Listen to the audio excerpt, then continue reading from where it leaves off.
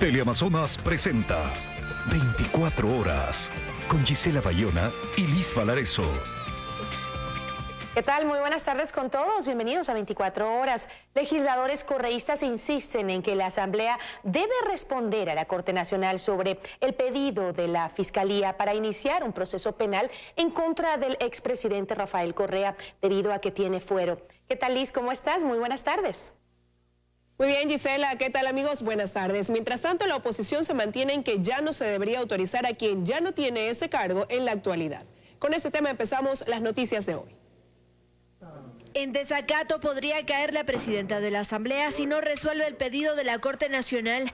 Así lo dicen los correístas, que creen que el Pleno debe conocer la petición y tomar una decisión frente a la intención de la Fiscalía de enjuiciar penalmente a Rafael Correa. Fuero de corte se mantiene. Es evidente que le corresponde al Pleno de la Asamblea Nacional conocer de esta autorización, bien sea para darla, bien sea para negarla o bien sea para declararse incompetente. Pero es el Pleno de la Asamblea Nacional y no la presidenta de la Asamblea, como lo ha hecho a través de un comunicado. Creen también que el tema pasa por una persecución política contra el exmandatario. Por eso este martes en el Pleno pegaron carteles en sus computadoras donde se leyó "No se metan con Correa". José Serrano de Alianza País coincide con los correístas.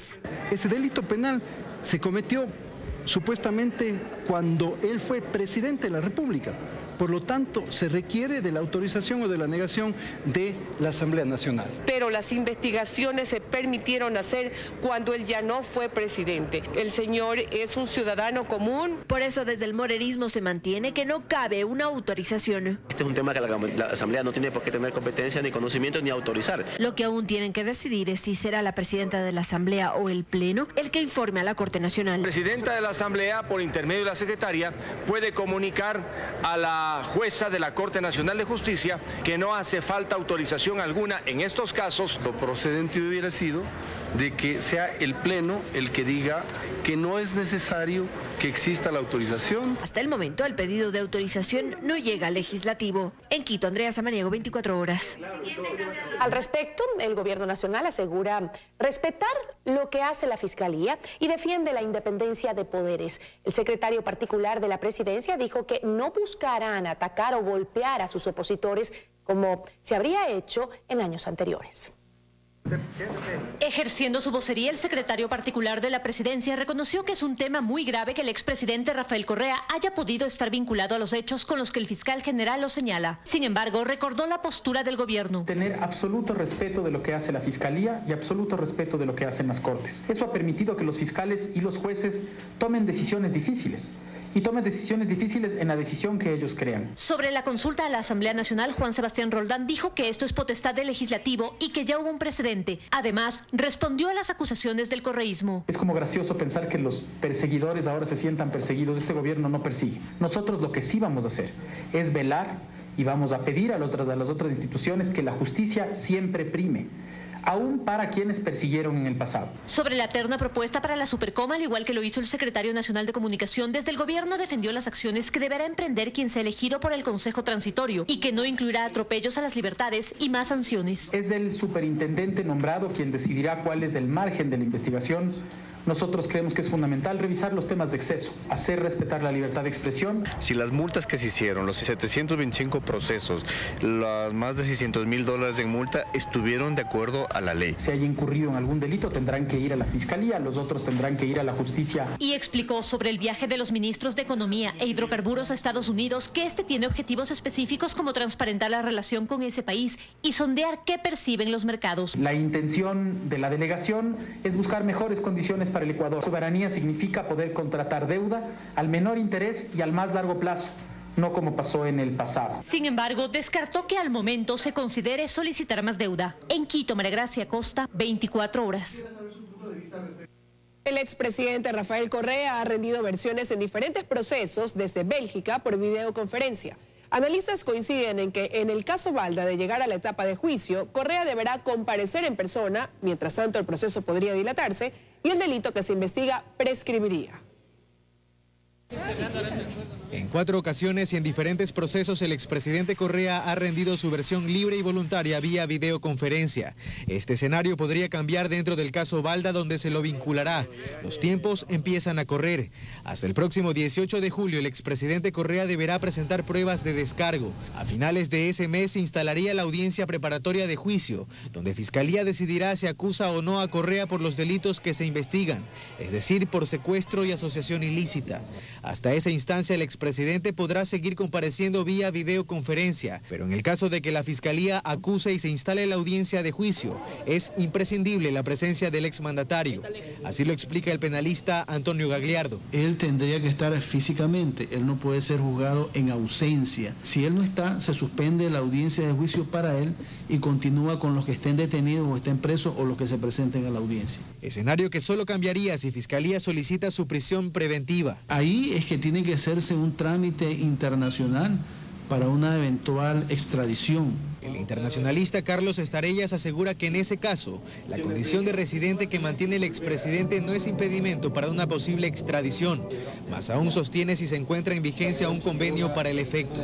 Hay un convenio de extradición vigente del año 1887, entonces eso hace mucho más fácil el proceso de extradición. En el caso de que no se solicite esta medida cautelar, el expresidente Correa podría residir fuera del país mientras pasa el tiempo y con ello los delitos prescriben, razón por la cual la defensa de Balda pide que los tipos penales se configuren como grave violación a los derechos humanos y así evitar su prescripción. Por lo pronto la instrucción fiscal continúa y una vez vinculado el exmandatario tendrá un poco más de 35 días para presentar sus pruebas de descargo. Carlos Acoto, 24 horas. Las cámaras de comercio piden que los incentivos tributarios para nuevas inversiones se extiendan a todos los sectores de la economía. El planteamiento lo hicieron al ministro de Comercio Exterior. Representantes de las cámaras de comercio de varias ciudades del país se reunieron hoy con el ministro de Comercio Exterior para plantearle algunas observaciones al proyecto de fomento productivo que tramita la Asamblea. Se puede mejorar en general los incentivos para otras áreas que no sean los sectores priorizados, la industria básica, por darte un ejemplo. Tenemos 24 meses para poder aplicar estos incentivos. Es decir, quieren que el incentivo de exoneración de impuesto a la renta sea para todo tipo de empresa que quiera invertir en el país, no solo en determinadas áreas y sectores de la economía. Que se abre el abanico a cualquier sector productivo, es decir, comercio, industria, servicios, hacerlo mucho más general y eso le va a quedar muy claro al inversionista. Recordemos que ahora tenemos como política de Estado la atracción de inversiones. ¿Qué quiero decir con esto? Que si es necesario hacer modificaciones en cuerpos legales, en un sinnúmero de veces habrá que hacerlo. Otra de las propuestas de las cámaras de comercio es que la desgravación del impuesto de salida de divisas, al que está de acuerdo el gobierno desde 2019, sea sin ningún condicionamiento. Nosotros creemos que se debe abrir a la importación de cualquier bien de capital o materia prima la devolución del ISD, no necesariamente pasando por un contrato de inversión. Habrá que presentarlo a la Asamblea Nacional. Me preocupa el tema tiempos. Actualmente ya está en debate, bueno, la primera ronda, el primer debate en el Pleno de la Asamblea Nacional. Y agrega el ministro que el gobierno analizará todas las observaciones al proyecto de ley de todos los sectores para incluir aquellas iniciativas viables. En Quito, Freddy Paredes, 24 horas. Seguimos informando en 24 horas. El Estado no ha logrado una indemnización por los accidentes de los helicópteros TRUF. La Asamblea jamás conoció el informe de la comisión que investigó y determinó fallas en la contratación de los helicópteros. Y el exfiscal Galo Chiriboga pidió a la Corte Nacional que archive el caso.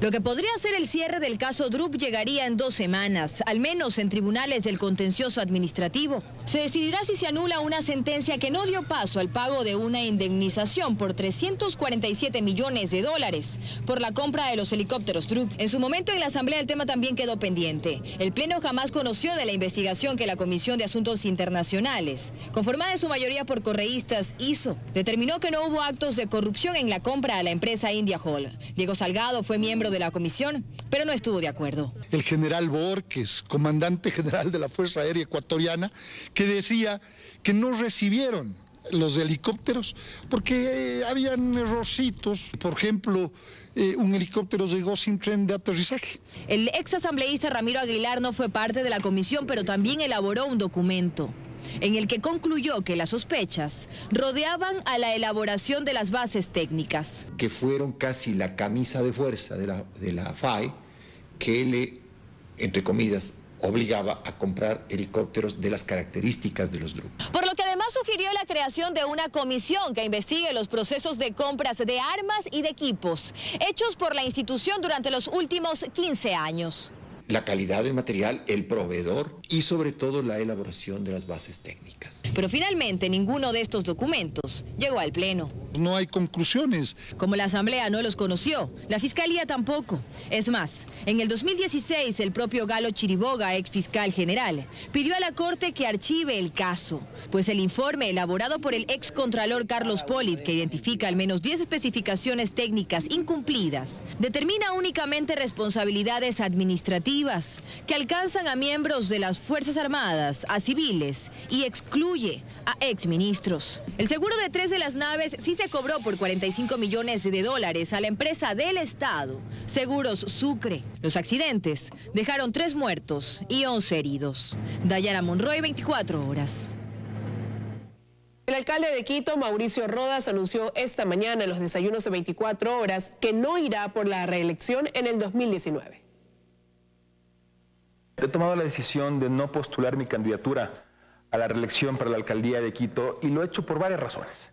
La más importante es porque yo no estoy enamorado del poder, estoy enamorado de Quito. Por eso es que he servido a mi ciudad. Fui electo para un periodo de 5 años y voy a cumplir con ese compromiso hasta el 14 de mayo del 2019. De igual manera, como usted conoce, para mí el aspecto familiar es muy importante. Tengo niños muy pequeños a quienes no he podido dedicar el tiempo que hubiera deseado. Me he dedicado con amor, con pasión a trabajar por mi ciudad, pero eso también ha implicado sacrificios en el orden personal y he decidido dedicarle más tiempo a mi familia en el futuro.